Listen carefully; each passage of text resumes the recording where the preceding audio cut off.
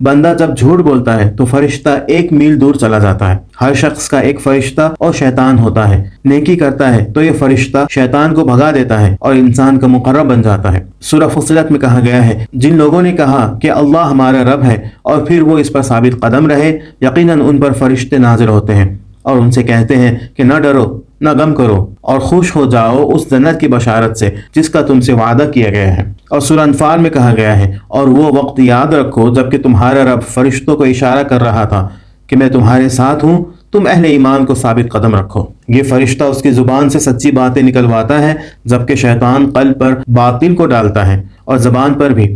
یہ فرشتے انسان کی مدافعت کرتے ہیں۔ جب وہ کسی مسلم بھائی کے لیے دعا کرتا ہے، فرشتہ آمین کہتا اور دعا کرتا ہے، اللہ نے جتنا اسے دیا تجھے بھی دے۔